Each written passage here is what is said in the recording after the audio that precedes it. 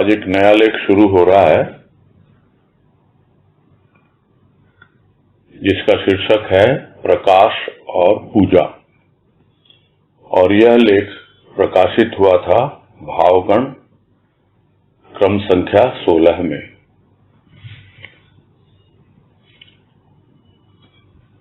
और शब्द जो हैं कुछ ऐसे हैं, प्रकाश और पूजा, और इनका आपसी संबंध क्या होता है, किस रूप में क्या है, वो तो आगे जिस तरह बताएंगे सुलोचना भाई अर्थात मौसी जी, वो समझ में आएगा।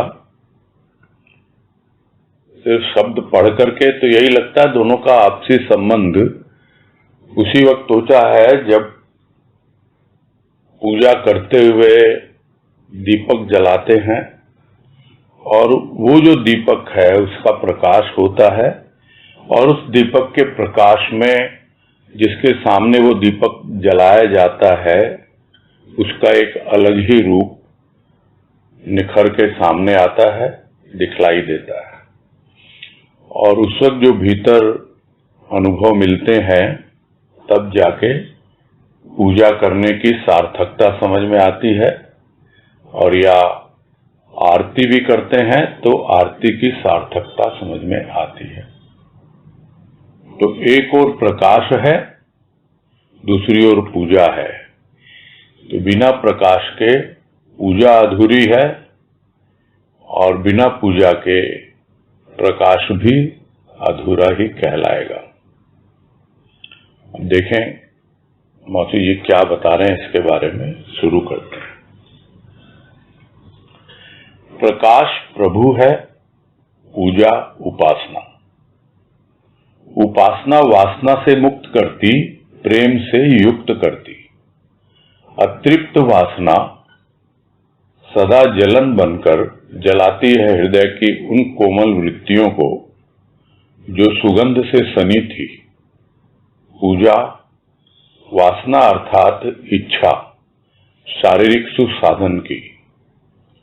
पूजा वासना की पूर्ति के लिए नहीं, प्रेम जागरण के लिए है। हृदय की कोमल वृत्तियां वासना में सनकर मटमैली हो गई थी। हृदय में जलन, मुख पर कालिमा। कालिमा ने लालिमा को भी अपना ही रूप दिया।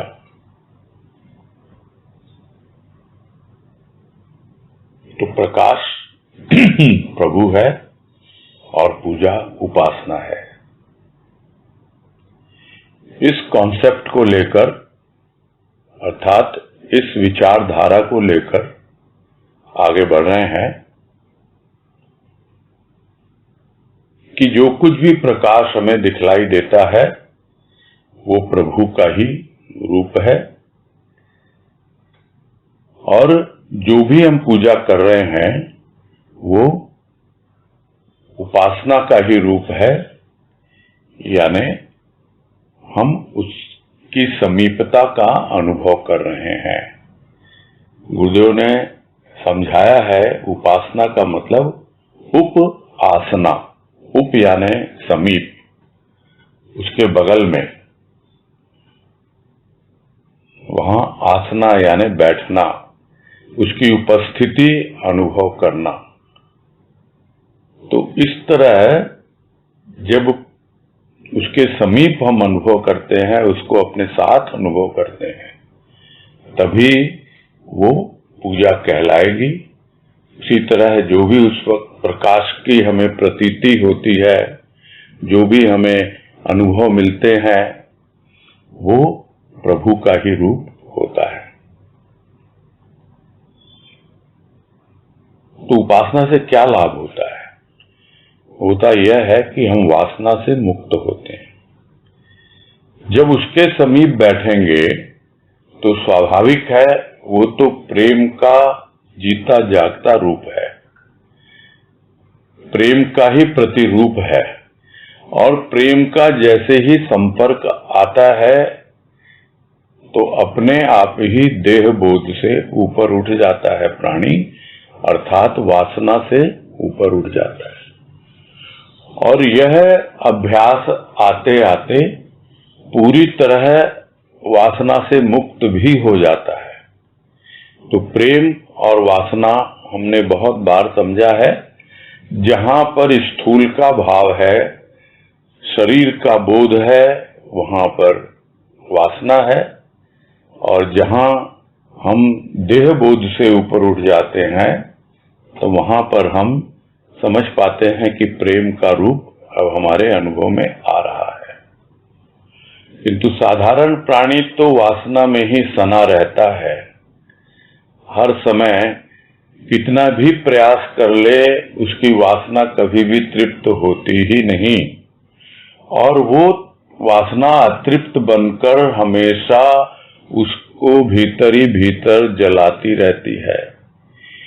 एक ऐसी जलन बन जाती है, ऐसी अग्नि जो समझ में ही नहीं आता, सुलग रही है भीतर में, और हृदय की वो कोमल वृत्तियां जो हैं, उन वृत्तियों को पूरी तरह से प्रकट होने के पहले ही मिटा देती है यह वासना। वो वासना जो जलन बनी हुई है, यानी हमारे भीतर जो छिपी हुई कोमलता है, वो कोमलता नष्ट हो जाती है। हम साधारण रूप में भी देखते हैं, एक व्यक्ति जो प्रेम में है वो अपने प्रेमास्पद के साथ कितनी कोमलता से व्यवहार करता है, और एक व्यक्ति जो वासना में सना हुआ है, जो पूरी तरह देह के प्रति आकृष्ट है, वो किस तरह व्यवहार करता है। उसके भीतर जरा भी कोमल वृत्तियां नहीं होती हैं, वो बहुत ही रूड, बहुत ही हार्श इस तरह से बिहेव करेगा। तो यही है, क्योंकि वासना ने उसके हृदय की कोमल वृत्तियों को जला दिया, और वो कोमल वृत्तियां ऐसी थी जिनमें सुगंध थी। अगर वो और विकसित होती, उन पंखुड़ियों से जो हृदय के खिलने से जो एक सुगंध पैदा होती है, कोमल वृत्तियां प्रकट होती हैं जब हमारे हृदय से, तो एक ऐसी सुगंध आती है, और उस सुगंध से वंचित हो जाता है प्राणी। तो एक पुष्प है, पुष्प में क्या विशेषताएं होती है? पुष्प में कोमलता है, पुष्प में सौरभ है, पुष्प में सौंदर्य है। तो ये तीन चीजें जब हमें अपने भीतर में अनुभव में आने लगे कि कोमलता है, सौरभ है यानी सुगंध, और उसका सौंदर्य, ये तीन चीजें जब भीतर में अनुभव में आने लगे तो हमें समझना चाहिए कि प्रभु का प्रेम हमारे भीतर कार्य कर रहा है। और जो कोई पूजा के नाम पर अपने शारीरिक सुख साधन की ही पूर्ति करने के लिए करता है, तो वो भी कोई वासना से कम तो है नहीं। अब उसको ज्यादा से ज्यादा हम कामना कह सकते हैं, इसीलिए कामना वासना ये दोनों शब्द एक साथ लिए जाते हैं। तो वो पूजा जो कामना की पूर्ति के लिए करते हैं, वो पूजा वास्तव में पूजा नहीं है। वो पूजा प्रेम जागरण के लिए होती है, जो वास्तविक पूजा होती है। तो वास्तविक पूजा क्या है? उपासना। उसके करीब जाएंगे, अपने आप ही उसके प्रेम से प्रभावित होंगे, हमारे भीतर का सोया हुआ प्रेम जागेगा, और जो भी हमारे भीतर वासना की जलन है वो ठंडी पड़ेगी। तब मालूम पड़ता है कि हृदय की कोमल वृत्तियों की क्या अवस्था थी। ये तो वासना में सनकर पूरी तरह गंदी हो गई, मटमैली हो गई, अपना रूप प्रकट ही नहीं कर पाई है। अब हृदय में तो जलन है, स्वाभाविक है। ये क्या है? चेहरा क्या है? दिल का दर्पण है। जो भी दिल में होगा वही चेहरे पे दिखलाई देगा। कोई कितना ही आडंबर कर ले, किंतु दिल की बात मुख से प्रकट हो ही जाती है। तो यदि हृदय में जलन है तो स्वाभाविक है मुख पर कालिमा होती है, उसके पता लग जाता है यह प्राणी वासना में जल रहा है, भले ही मुख से प्रेम की बातें कर रहा हो, किंतु इसके भीतर वासना भरी हुई है, ये वासना में सना हुआ है, इसकी कोमल वृत्तियां पूरी तरह गंदी हो चुकी है, मटमैली हो चुकी हैं, और वही इसके मुख से प्रकट हो रहा है। तो उस कालिमा ने जो थोड़ी बहुत भी भीतर लाल की लालिमा थी, जो प्रभु की भक्ति का रूप था, उसके प्रति प्रेम का रूप था, उन सबको भी अपने रंग में ही रंग लिया। क्योंकि काला रंग एक ऐसा है, सबको अपने रंग में रंग लेता है, और वही अवस्था कालिमा यानी तमोगुण की होती है। तमोगुण, तम यानी अंधकार। स्वाभाविक है, अगर प्रभु का प्रकाश नहीं है, अगर उसका प्रेम नहीं है, तो अपने आप ही तमोगुण से आच्छादित हो जाता है और लालिमा जो है कालिमा में परिवर्तित हो जाती है। आगे है, मानसिक प्रकृति में परिवर्तन आता है जब मानव पूजा को अपनाता है। पूजा, सच्ची पूजा, भाव की पूजा हृदय में प्रेम जागरण करती। प्रेम प्रभात की लालिमा है जो संकेत देती है सूर्योदय का, यानी प्रकाश स्वरूप प्रभु का। लालिमा की मधुरिमा सबके मन को मधुर भाव से आकृष्ट कर रस की सृष्टि कर देती प्रत्येक हृदयों पर। रस में ही तो उस ब्रह्म की अनुभूति होती। जब तक हृदय की सृष्टि नहीं बदलती, तब तक उसे रस का अनुभव नहीं होता। फिर पूजा भी सीमित ही रह जाती। सीमित पूजा में प्रेम रूपी लालिमा कहाँ? पूजा प्रेम से ही सजीव होती है। केवल पूजा ही सजीव नहीं होती, जीव भी सजीव हो उठता है। उसका हृदय भी जो जड़वत पड़ा था फड़क उठता है, झंकृत हो जाता है।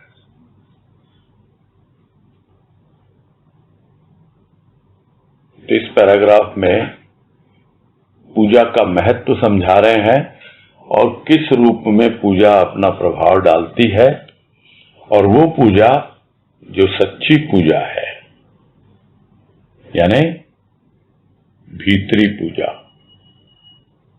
उसका परिचय कहाँ मिलता है? मालूम तब पड़ता है जब भीतर प्रभु का प्रेम आता है, और जो भीतर की जो प्रकृति है हमारी, यानी सूक्ष्म प्रकृति, उस सूक्ष्म प्रकृति में हम परिवर्तन अनुभव करते हैं। यानी वो पूजा जो उसकी उपासना है, उसके समीप बैठने के लिए जब लालायित होता है तो स्वाभाविक है उसके साथ प्रेम का आदान प्रदान होगा, तभी वो उसके करीब पहुंचेगा, उसके समीप पहुंचेगा। तो इस तरह की पूजा को जब अपनाएगा, तब वो अपने आप ही अपनी सूक्ष्म प्रकृति यानी मन, बुद्धि, चित्त, अहंकार सब में परिवर्तन अनुभव करता है।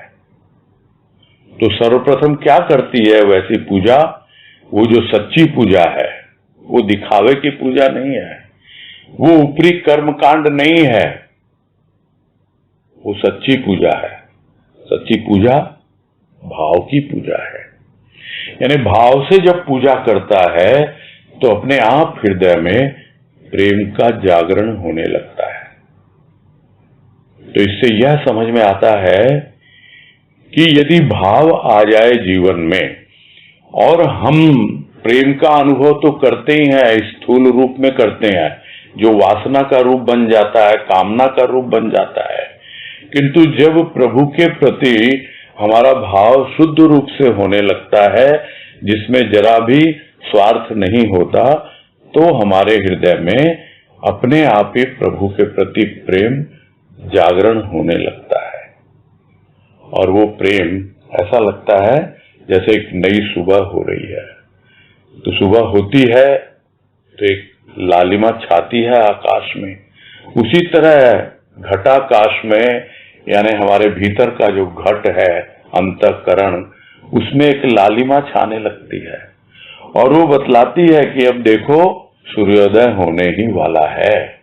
यानी हमारा जो प्रकाश स्वरूप प्रभु है वो अब भाव में हमें अपनी अनुभूति देने ही वाला है। यानी देना तो उसने प्रारंभ कर ही दिया, अपनी लालिमा को दिखाकर बतला दिया कि बस मैं अब तुम्हारे भीतर प्रकाश को पूरी तरह से प्रकट करने वाला हूं। तो पहले तो लालिमा को एंजॉय कर लिया जाए, उसका आनंद उठा लिया जाए। तो जब लालिमा आती है भीतर में, तो उसकी जो एक मधुरिमा होती है, उसकी जो मिठास होती है, उसका जो एक मधुर भाव होता है, वो पूरी तरह मन में छा जाता है। एक अंदर ही अंदर एक रस सा घुलने लगता है जब वो मधुर भाव आता है भीतर, और उसके प्रति आकर्षण पैदा होता है। जहां जहां वो लालिमा, लाल की लालिमा, उस नंद लाल की लालिमा, संत की लालिमा जब भीतर आती है तो अपने आप ही मधुर भाव से हमें आकृष्ट कर लेती है और भीतर रस घुलने लगता है। तो ये किसी व्यक्ति विशेष की कोई बपौती नहीं है, अधिकार नहीं है उसका कि मुझे ही होगा तुम्हें नहीं होगा। प्रत्येक हृदयों पर जो कोई भी भाव से सच्ची पूजा में लगता है, उसके हृदय में प्रभु की लालिमा अनुभव में आती है और एक मिठास आता है और रस की सृष्टि अपने आप होने लगती है। और वो रस बतलाता है क्या कि रसो वैसा, यानी वो रस रूप है, वो रसेश्वर है, वो ईश्वर है, वो ब्रह्म है। तो उस रस में ही सब कुछ सना हुआ है। अभी तक तो वासना में सना हुआ था, अब रस में सन जाता है, तब उसे ब्रह्म की अनुभूति भी होने लगती है। यानी अपने आप ही उस भाव के द्वारा, प्रेम के रस के द्वारा, भाव के रस के द्वारा उसे वो ज्ञान मिलने लगता है। यानी अब धीरे धीरे उसकी चेतना जागने लगती है।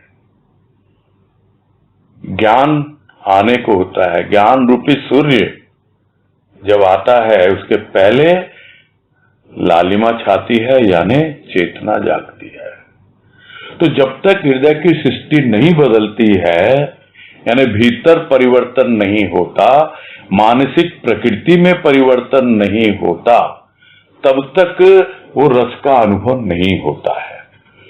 यदि किसी को उस तरह रस का अनुभव नहीं हो रहा हो तो उसको समझना चाहिए कि अभी उसने सच्ची पूजा प्रारंभ नहीं की है, भाव से पूजा प्रारंभ नहीं की है।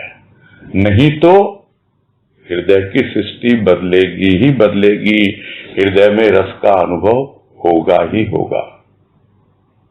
तो जब तक नहीं बदलती उसे रस का अनुभव नहीं होता, और ऐसे में उसकी पूजा जो है सीमित रह जाती है।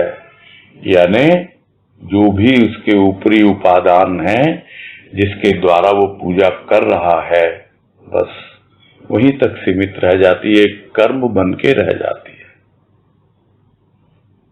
तो वैसी पूजा में कहाँ प्रेम, कहाँ प्रभु की लालिमा? भाई जब तक प्रेम नहीं आएगा पूजा में, तब तक वो पूजा तो निर्जीव ही कहलाएगी, क्योंकि वो ऊपरी है, स्थूल है। स्थूल तो जड़वत होता है, सजीव कैसे कहलाएगी वो? जब प्रेम आता है, भाव आता है, तभी जाकर के वो पूजा सजीव होती है। और जब सजीव होती है तब क्या अवस्था बनती है?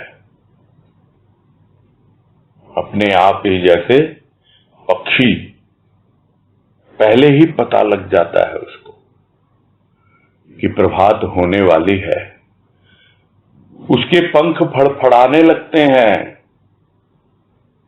जाग उठता है वो। उसी तरह ये हृदय का पंछी जो अभी जड़वत पड़ा हुआ था, फड़फड़ा उठता है, फड़क उठता है, सजीव हो जाता है, चेतना जाग जाती है इसकी, और भीतर में सोए हुए साज बजने लग जाते हैं, अंतःकरण में झंकार पैदा हो जाती है। यह सब जो लक्षण है इसके, बतलाने के लिए है कि वास्तव में पूजा होती क्या है, सच्ची पूजा, जिसको हम कह सकते हैं। हमारे कई भाई लोग बोलते हैं थोड़ा अंग्रेजी में भी समझा दिया कीजिए, उनके लिए कह रहा हूं, that is the worship in true sense.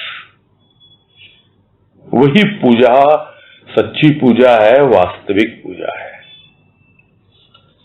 जो हृदय जड़वत था वो झंकृत होने लगता है। आगे कह रहे हैं, पूजा मोड़ देती है हृदय और मन की गति को अंधकार की ओर से, और कर देती है प्रकाश की ओर मुख। प्रकाश की विमुखता जीवन में अंधकार का रूप लाई। प्रभु से विमुख प्राणी सदा कष्ट में पड़ा छटपटाता रहा। जीव जब सजीव हुआ तो पूजा का थाल सजाया। थाल में सजे भावों के पुष्प, प्रेम की माला, शांति का चंदन, विचारों के अक्षत, मधुरता का प्रसाद, लगन की ज्योति, और मन पुजारी ने पीत वस्त्र धारण किए।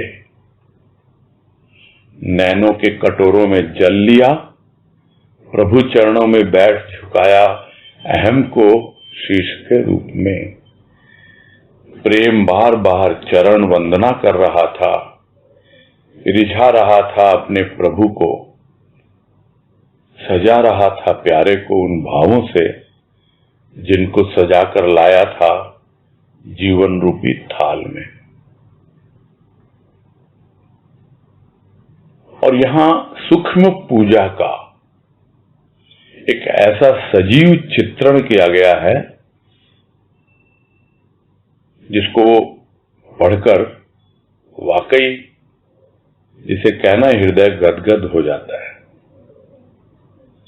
क्योंकि एक ऐसी अवस्था बनती है जब पूजा हमारे भीतर से एकदम अंधकार को हटाने की कोशिश कर रही है। अभी क्योंकि अभी तो लाल की लालिमा आई है, अभी तो प्रेम करवटें बदल रहा है, दिखाई दे रहा है सब कुछ, एक जागृति आई है, पूरी तरह प्रकाश नहीं हुआ, उसकी ओर मुख किया है अभी। और मन की गति जो अब है, हृदय की और मन की गति, वो अंधकार से प्रकाश की ओर बढ़ रही है। इसके पहले क्या था? प्रकाश की विमुखता थी, यानी उससे उल्टी तरफ था, पीठ कर रखी थी उसको, तो इसलिए जीवन में अंधकार था, प्रभु से विमुख था, इसलिए कुछ समझ में ही नहीं आ रहा था क्या हो रहा है मेरे जीवन में, क्या हो रहा है मेरे साथ। और सबसे बड़ा कष्ट यही जीवन में है कि प्राणी प्रभु से विमुख है, और इसीलिए वो हमेशा कष्ट में ही पड़ा रहता है, छटपटाता रहता है, परेशान रहता है, दुखी रहता है।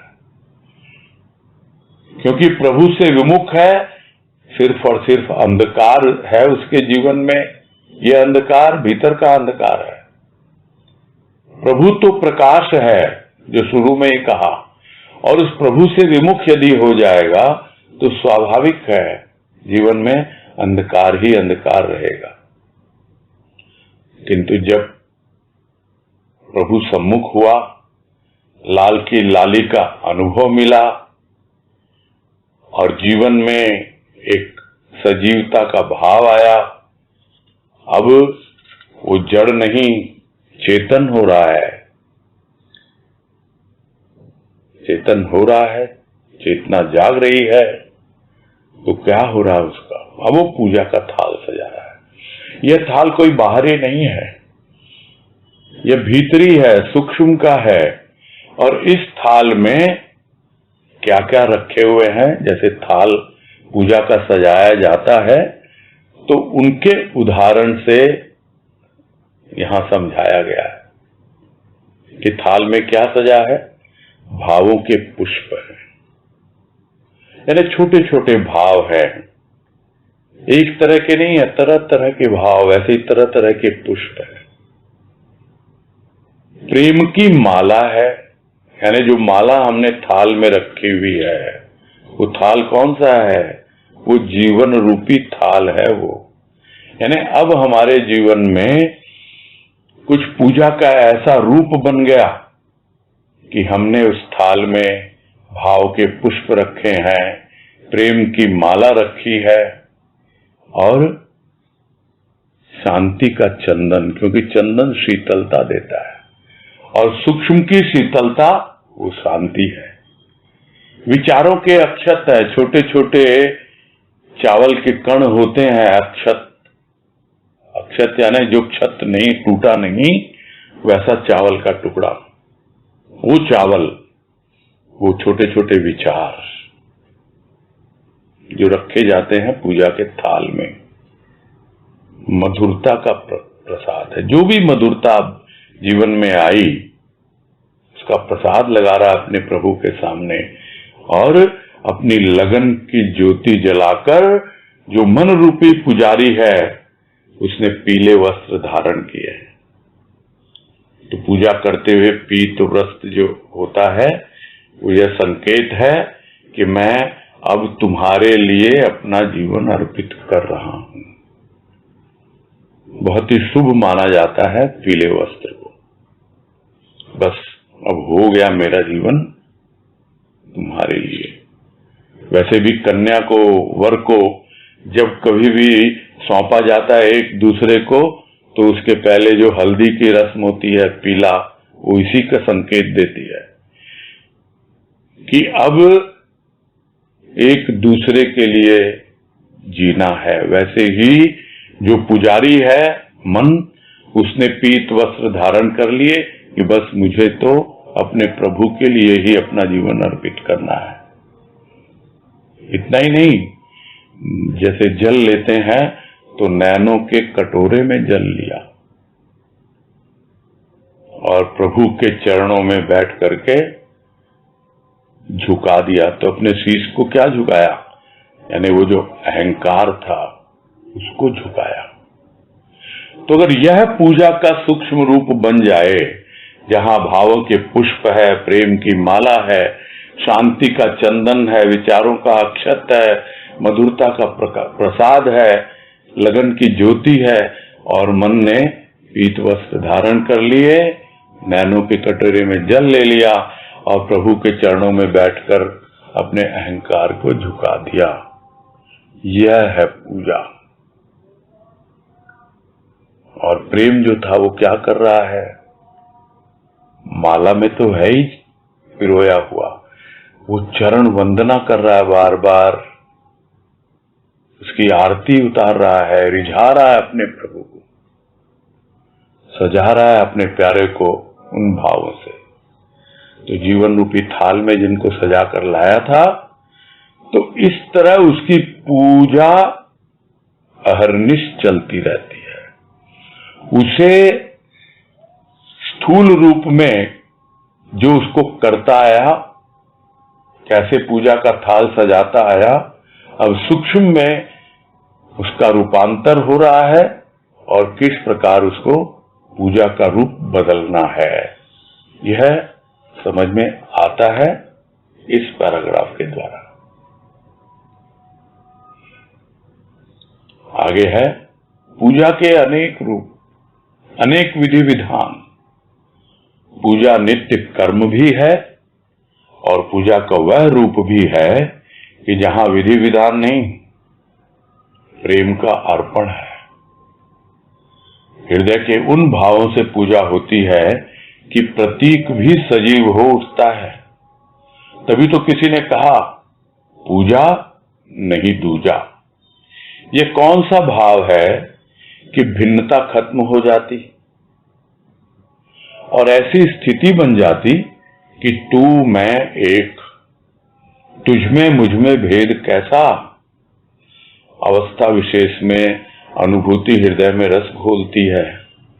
भावों के उद्गार समय समय पर हृदय में तरंगित होते। पूजा का एक रूप यह भी है जो उपासना है। ये कौन सी पूजा है? आजीवन पूजा। न सुबह है न शाम है, जीवन के श्वास श्वास में एक ही की पुकार, एक ही जलवा, एक ही भावना, एक ही कामना, एक ही आराधना। तू है, तुझे कैसे पाऊं, तुम्हें दिल के भावों से रिझाऊं, अरमानों में पाऊं, श्वास श्वास में अर्पण। आए भाव और अर्पित हुए परम पुरुष के चरणों में। जैसे अखंड दीप जलता, उसी प्रकार अखंड भाव एक का। अनेक जन्मों से तेरी पूजा है और इस जन्म में भी तेरी ही पूजा है। तू देव है, मैं पुजारी। सर्वांग पूजा, सर्वांग जीवन पूजा है। एक एक श्वास में अर्पण है, दूसरी ओर मधुर ध्वनि की झंकार है।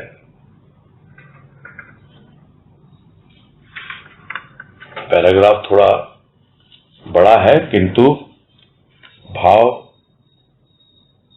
बहुत ही स्पष्ट है, समझ में आ रहा है, आना चाहिए कि अनेक विधि विधान जो हम देखते हैं पूजा के और अनेक रूपों में भी देखते हैं, सबके अपने तौर तरीके हैं।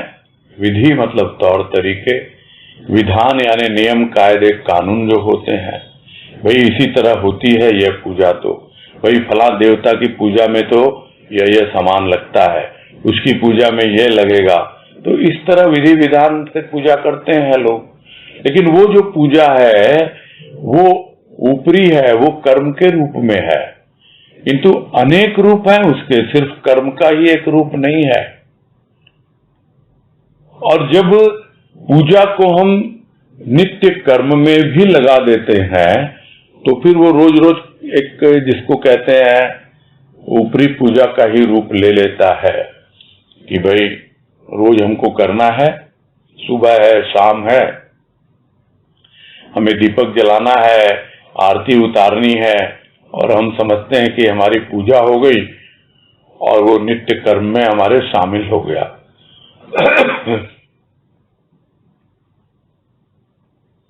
दूसरी ओर पूजा का वो रूप भी है जहां पर किसी प्रकार का कोई विधि विधान ही नहीं है, पर जो भी थोड़ा बहुत प्रेम की अनुभूति उसकी कृपा से हो रही है वह उसी को अर्पित किया जाता है।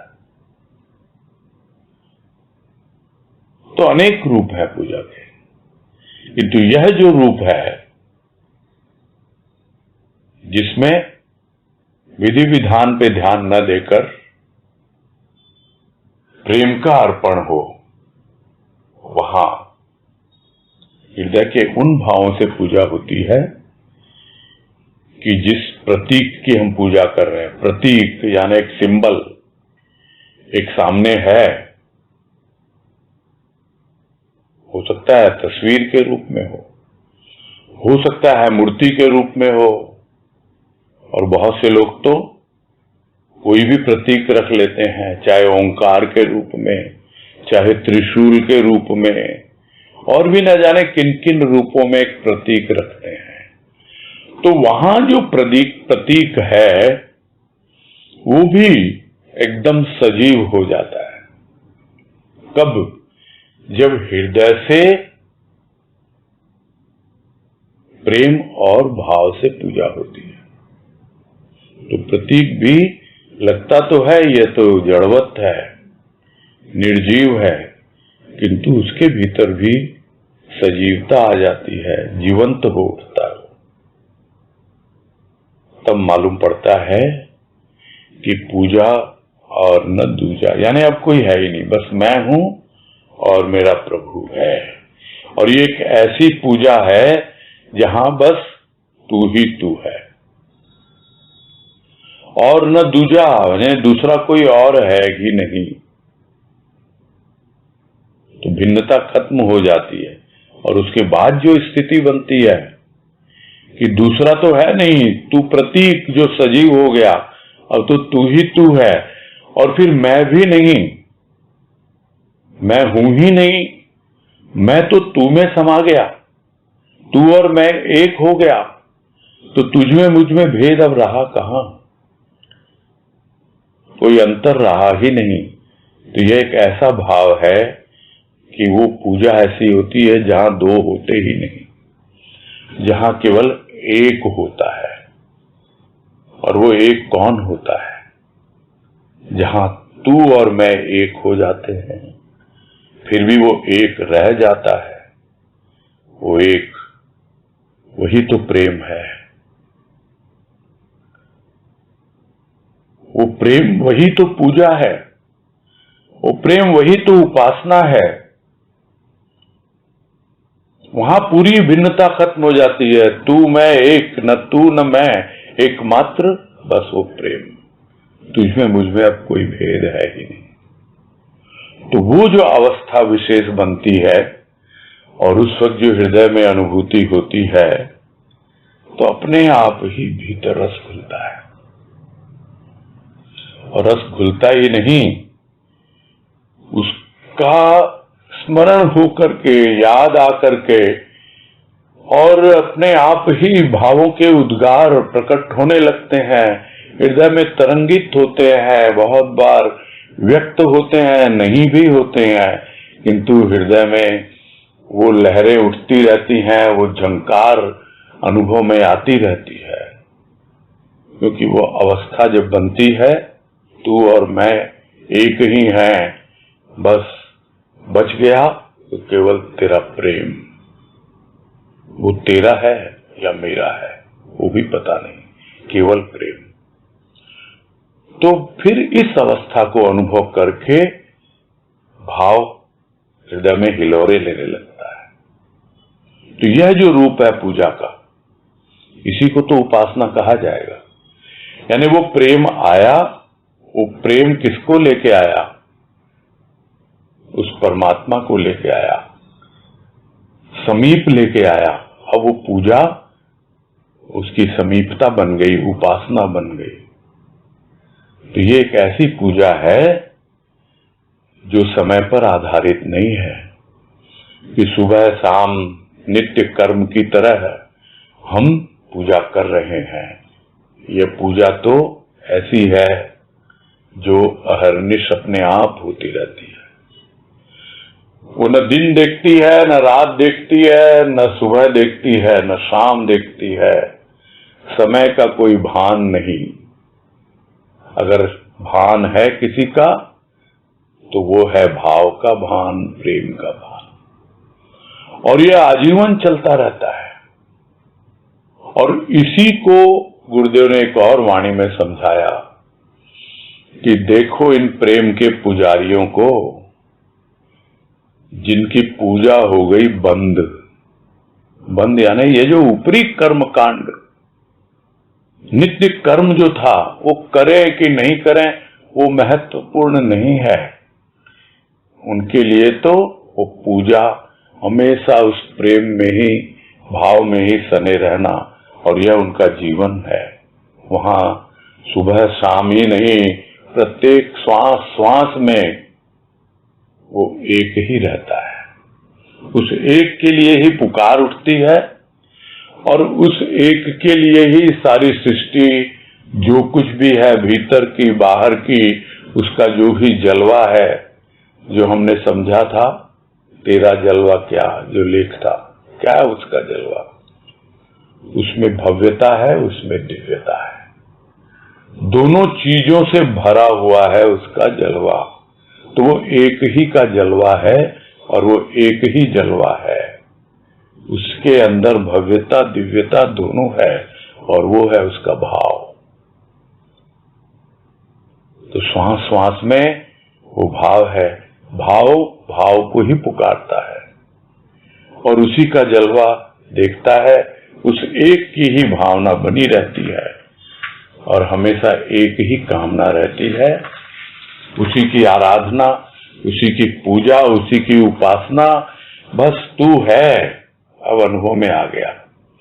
उसके पहले सुना था, अब तुम्हारी कृपा से अनुभव हो गया कि तू है।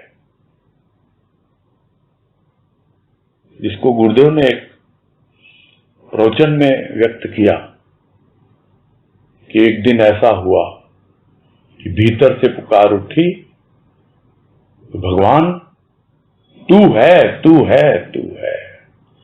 भीतर में अनुभव जब आ जाए ऐसा कि तू है अपने अंदर, और अपने प्राणों की गहराई से यह अनुभव हो, तो वो अपने आप ही श्वास श्वास में रम जाता है। तब जीवन क्या, कैसे पूरी तरह तुम्हें पाऊं, कैसे तुम्हें दिल के भावों से रिझाऊं। श्वास श्वास में तुम्हें ही अर्पित करूं, जो भी भाव है, जो भी मेरे अरमान हैं, अर्पित करते ही हूं, करता हूं, पाता हूं, आगे बढ़ता चला जाता हूं। तो भाव आते हैं और उसी को अर्पित होते हुए जीवन व्यतीत होता चला जाता है। तो जिस तरह लोग अखंड ज्योति जलाते हैं, ये हमेशा जलती रहे, यह तो ऊपरी रूप होता है, किंतु भीतर में वो अखंड ज्योति प्रेम की जलती रहती है और वो भाव हमेशा उस प्रेम की ज्योति को प्रोटेक्ट करता रहता है। एक शील्ड बनकर जितने भी दुनियादारी के, कामना वासना के और स्थूल के खेल, उनसे बचा के रखता है वो भाव, उस ज्योति को जो भीतर अखंड जलने लगती है। न जाने कितने जन्मों से तेरी पूजा करता आया हूं और इस जन्म में भी तेरी ही पूजा हो रही है। क्यों? क्योंकि तू मेरा देव है और मैं तेरा पुजारी हूं। यही तो तेरा मेरा शाश्वत संबंध है।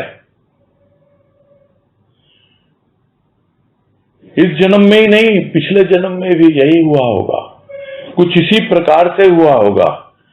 और उसमें हो सकता है कि कुछ पूजा में कमी रह गई हो, इसीलिए फिर तुम्हारी कृपा से यह अवसर मिला है कि मैं तुम्हारी पूजा करूं, इस जन्म में भी तेरी पूजा करूं। किंतु अब जो जीवन है वो हर तरह से, पूरी तरह से तुमको ही समर्पित है। पूरा जीवन सर्वांगीण, अंग प्रत्यंग, बाहर भीतर सब कुछ वो तेरी ही पूजा है। कुछ बोलता हूं तेरी पूजा, सुनता हूं तेरी पूजा, कोई अंग संचालन होता है, कुछ देखता हूं, करता हूं, कुछ भी स्थूल में सूक्ष्म में जो कुछ भी होता है वो तुझे ही अर्पित होता है। वो तेरी ही पूजा है, तेरी ही उपासना है, क्योंकि तू इतना करीब है, इतना समीप है कि सब कुछ तुझे अपने आप ही अर्पित होता चला जाता है। इतनी सहज हो जाती है यह पूजा जब अंग प्रत्यंग में समा जाती है। तो एक एक श्वास में अर्पण है और भीतर मधुर ध्वनि की झंकार है। और यही जीवन है जहां अलग से कुछ पूजा करना है कि नहीं करना है, इस पे क्या विचार करे कोई। आगे कह रहे हैं, जब मानव की वृत्तियां एकाग्र होती हैं तभी उसे प्रिय की उपासना का आनंद आता है। जब तक एकाग्रता नहीं आती तब तक शांति के दर्शन भी दुर्लभ। जब भीतरी शांति आती तब मधुर झंकार सुनाई देती। बाहरी दुनिया में शांति और भीतर विचारों का कोलाहल, यह शांति नहीं। यथार्थ शांति वृत्तियों की एकाग्रता में है और उस एकाग्रता में भी तल्लीनता हो अपने प्रभु के भाव की, तब शांति का अनुभव होता है। पूज कर खुद को भुला न सका तो कैसी पूजा? अपने उपास्य देव का प्रत्यक्ष होना, यही तो पूजा का फल है। वह देव जो प्रतिमा या चित्रपट के रूप में था, वह अब चित्रपट नहीं रह जाता। वह तो जीता जागता बनकर उससे बातें करता है। अव्यक्त व्यक्त हो जाता, निराकार साकार बन जाता। उस उपासक के लिए जिसने अपने जीवन में प्रेम प्रसाद पाने के लिए वासना से, संसार से मुख मोड़ लिया, पाकर धन्य हो जाता है प्रेम प्रसाद। तो इसके पहले तक तो पूजा की पराकाष्ठा का वर्णन हुआ, उस जीवन का वर्णन हुआ जो पूरा जीवन पूजा है, उसी को समर्पित है। किंतु यह कैसे घटित हुआ, कैसे यह संभव हुआ, उसका वर्णन अब कर रहे हैं कि जब मानव की वृत्तियां एकाग्र होती हैं यानी जो बिखरी बिखरी है, जैसे लता है बिखरी हुई है, किंतु जब सामने एक वृक्ष आ जाता है तो उसका आधार मिल जाता है, तो वही लताएं जो जमीन में बिखरी हुई थीं, यानी स्थूल में ही रमी हुई थी वृत्तियां, वो उस वृक्ष का आधार पाकर ऊपर की ओर उठने लगती हैं, ऊर्ध्वमुखी हो जाती हैं। और गुरुदेव की कृपा से यही भाव था जब भजन में व्यक्त हुआ कि बिखरी लता को वृक्ष का आधार मिल गया, प्यासी धरा को वृष्टि से श्रृंगार मिल गया। एकाग्र हो जाती हैं वृत्तियां, तब वो प्रिय दिखाई देता है एक वृक्ष के रूप में और उसके चरणों से लिपट जाती हैं। सारी की सारी वृत्तियां उस प्रिय के चरणों से, तब उपासना का आनंद आना शुरू हो जाता है। और नहीं तो वो उपासना नहीं है। वृत्तियां बिखरी हुई हैं, स्थूल में खेल रही हैं, जमीन पे फैली हुई हैं, वो एकत्रित हों, उसके करीब आए उस वृक्ष के, तब जाकर ऊपर उठेंगे और उसका आनंद आएगा। तो जब तक एकाग्रता नहीं आती तब तक शांति के दर्शन होते नहीं है, बहुत दुर्लभ है। तो प्रथम एकाग्रता, उसके बाद शांति। लोग सोचते हैं कि बाहरी शांति ठीक है, दरवाजा बंद कर लिया, कोई कोलाहल नहीं है, तो बाहरी दुनिया में शांति, वो कोई शांति नहीं है। यदि भीतर विचारों का कोलाहल है, विचार शोर मचा रहे हैं भीतर, तो यह कोई शांति नहीं है। तो एकाग्रता तो आई, किंतु भीतरी शांति क्यों नहीं आई? क्योंकि अभी भीतर कोलाहल है विचारों का। तो जब भीतरी शांति आती है तभी मधुर झंकार सुनाई देती है, और नहीं तो सुनाई नहीं देगी।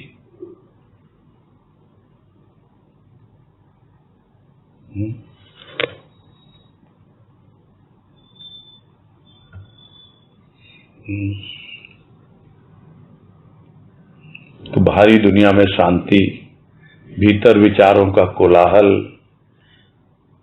कोई बाहरी शांति को शांति न समझे। जब भीतरी शांति आती है ना, तो अपने आप ही भीतर एक मधुर झंकार, एक ऐसी ध्वनि जो पहले कभी अनुभव में नहीं आई। तो वृत्तियां एकाग्र हुई, भीतर में शांति आई। तो यथार्थ शांति वृत्तियों की एकाग्रता में है। और एकाग्रता कब होगी? जब एक अग्र होगा। अग्र यानी सामने, वो एक कौन है? वो हमारा प्रभु है। और सिर्फ सामने रखने से ही नहीं होता, वृत्तियां एकाग्र हुई और धीरे धीरे प्रभु के भाव में तल्लीन होने लगा हमारा मन, हमारी बुद्धि, सब कुछ, पूरा हमारा अंतःकरण एकाग्र होकर प्रभु के भाव में लीन हो जाता है, तल्लीन हो जाता है। तब मालूम पड़ता है कि शांति होती क्या है। यदि ऐसी पूजा तुमने नहीं की कि भाई इतने शांत हो गए कि अपना ही अनुभव नहीं है, कुछ पता ही नहीं मैं कहां हूं, कौन हूं, मैं हूं भी कि नहीं हूं, खुद को बुला दिया एकदम, मैं हूं ही कहां। तो अगर पूजा करके खुद को भुला नहीं सका तो फिर ये पूजा कहलाएगी क्या?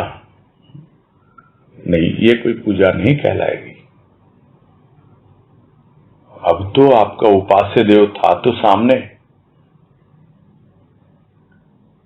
किंतु अब वो प्रतिमा या वो चित्रपट, जो भी कहे, चित्र के रूप में, तस्वीर के रूप में, वो जीवंत लगने लगता है। किसने उसमें ऐसा रूप दिया? वो हमारी जो जीवंत भावना है, उसने, हमारे भाव ने, हमारे प्रेम ने कुछ ऐसा रूप उसको दे दिया तो हमको लगता है कि वो हमसे कुछ बातें कर रहा है। देखें या न देखें, वो अपने आप ही अपने आप को व्यक्त करने लगता है। अब तक तो लगता था कि ये कभी बोलेगा भी या ऐसे ही इस तस्वीर में ही कैद रहेगा। अब लगता नहीं, कुछ कुछ हलचल हो रही है, इसके होंठ फड़फड़ा रहे हैं, इसकी आंखें धीरे धीरे मूंदी हुई नहीं है, आंखें भी कुछ बोल रही हैं। समझे जरा, से वार्तालाप करें, क्या बोल रहा है। तब वो जो लगता था कहीं सातवें आसमान में, कहां वो भगवान निराकार, अरे वो तो आ गया मेरे सामने। किसके सामने? उस उपासक के सामने। वो उपासक जो उसके करीब है, जो उसकी पूजा कर रहा है, और उसने अपने जीवन में उस प्रेम की अनुभूति पाने के लिए इतना कुछ किया है। क्या क्या नहीं किया उसने। दुनियादारी से, संसार से, सभी कामना वासना से, स्थूल से, सब से किनारा करके वो आया है उसके पास कि मुझे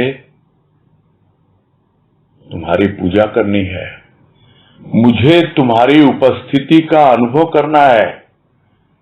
तुम हो यहां, स्थित हो, उप यानी समीप स्थित हो, उस उपस्थिति को बताओ मुझे, अनुभव दो। तुम एक तस्वीर नहीं हो, तुम एक मूर्ति नहीं हो, तुम जीवंत हो। इसलिए तुम्हारी पूजा कर रहा हूं, प्रेम से कर रहा हूं, भाव से कर रहा हूं। मैंने दुनिया से मुख मोड़ लिया है। और जब उसे ऐसी अनुभूति मिलती है तो वो पाकर धन्य हो जाता है। और ये क्या है? ये प्रभु की ओर से वो प्रसाद है। ये ले बेटे, ये प्रसाद ले, प्रेम के रूप में, भाव के रूप में। तब प्रभु इतना प्रसन्न होता है कि वो अपनी प्रसन्नता हमको आशीर्वाद के रूप में देता है। वो सिर्फ मुख से ही आनंद नहीं बोलता, वो वास्तव में हमारे भीतर उस आनंद की अनुभूति हमारे रोम रोम में रमा देता है। क्यों? क्योंकि अब वो निराकार नहीं है, साकार है। किंतु साकार है और यह भी कहता है कि जैसे ही तू आंखें बंद करेगा मेरे को अपने भीतर ही पाएगा। कहीं भी तू रहे मैं तेरे साथ हूं, तेरे समीप हूं। तू मेरी उपासना करता है, मैं तेरे उप आसन हूं, यानी तुम्हारे बगल में ही बैठा हुआ। तू जरा भी चिंता न कर। तो इस प्रकार से प्रारंभ होती है सूक्ष्म की पूजा उपासना। जब वृत्तियां एकाग्र होती हैं, धीरे धीरे तल्लीनता आती है और वो तल्लीनता वो अपने प्रभु के प्रेम और भाव में पूरी तरह डूब जाता है, अपने आप को भी भूल जाता है और एक ऐसी शांति का उसे अनुभव होता है। और जब उसकी आंखें खुलती हैं, पता नहीं क्या, आंखें खुली तो बदली दुनिया, रह गए केवल यादों के साए। ये भी भजन की पंक्ति याद आ गई कि प्रेम ने तेरे रंग दिखाए, भाव में अपना रूप लखाए। आंखें खुली तो बदली दुनिया, रह गए केवल यादों के साए। और ये यादें, यही यादें तो चलती हैं आगे। यही तो उसके प्रेम का प्रसाद है। इनको पाकर ही तो जीवन धन्य होता है भक्त का, जो उसकी पूजा में संलग्न है, जिसका जीवन ही पूजा है। बस यही पूरा करते हैं आज।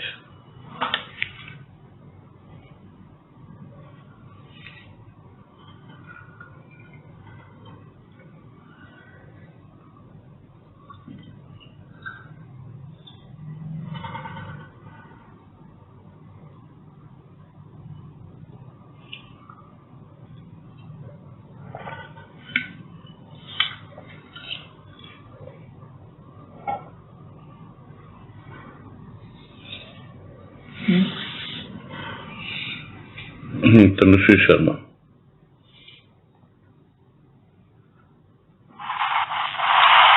निगम भैया।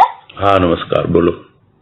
ये प्रश्न आ रहा था मन में कि जो पूजा, जो ऊपरी कुछ भी है, वो धूपबत्ती जलाना है, अगरबत्ती, क्या इसका भी कोई महत्व है? मतलब या मतलब ये सब ऊपरी कर्मकांड है और उसकी कोई भी आवश्यकता नहीं है?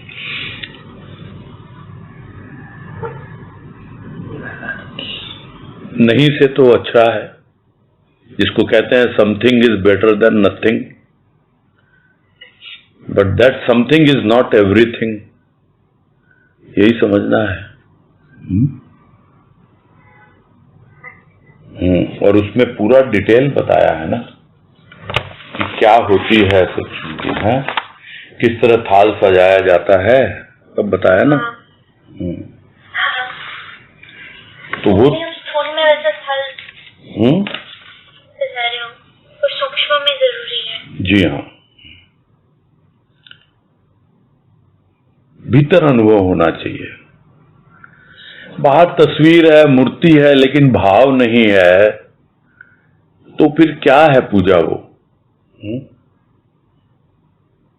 और मेरे मन में कुछ ऐसा ही भाव था। वो भजन बहुत कम गाया जाता है, फिर भी याद आ गया तो मैं मेंशन कर रहा हूं उसको। उससे और क्लियर हो जाएगी सब बातें कि मूर्ति समझ के क्यों मुझे मंदिर में तूने बैठा दिया, भाव समझ के क्यों ना मुझे दिल में अपने बिठा लिया। बस इतनी सी तो बात समझनी है। और उस भजन में पूरा वही वर्णन है। जो आरती होती है, पूजा होती है, तो उस वक्त क्या सिनेरियो होता है, उसी का वर्णन है उस भजन में। और वो स्थूल और वो सूक्ष्म, जैसे यहां पूजा के थाल के रूप में है और वहां वो आरती के रूप में है। तो जब तक आपके भीतर वो सूक्ष्म में अनुभूति नहीं होती है, तब तक सब कुछ ऊपर ही ऊपर रहता है। और यह बात तो एक बार कहें, 2 बार कहें, 1000 बार कहें तो भी यह जिह्वा थकती नहीं है कि हमारे यहाँ सिर्फ और सिर्फ प्रेम और भाव की ही प्रधानता है। ठीक है, मेरे हिसाब से आपको सब कुछ स्पष्ट हो गया होगा। हरिओम हरिओम हरिओम। सुनीता चौधरी।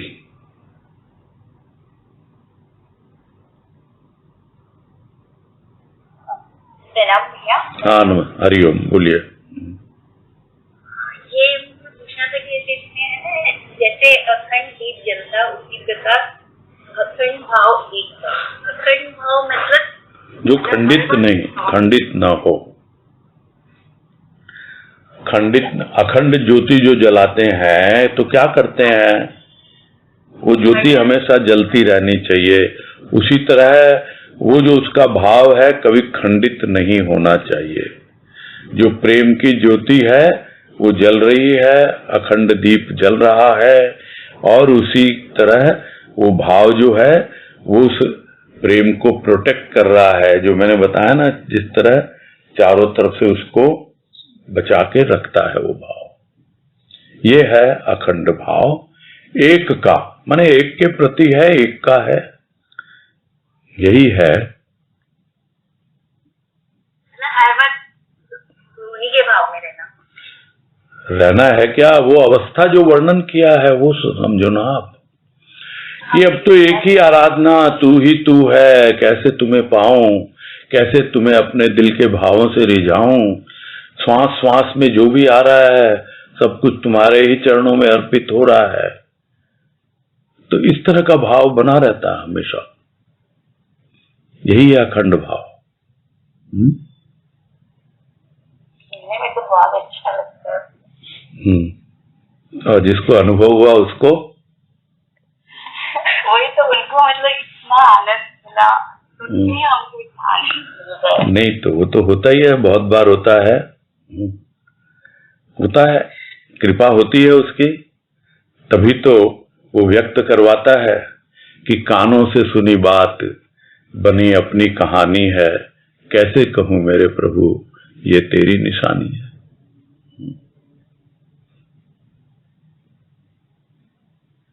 ठीक है, पूरा करते हैं।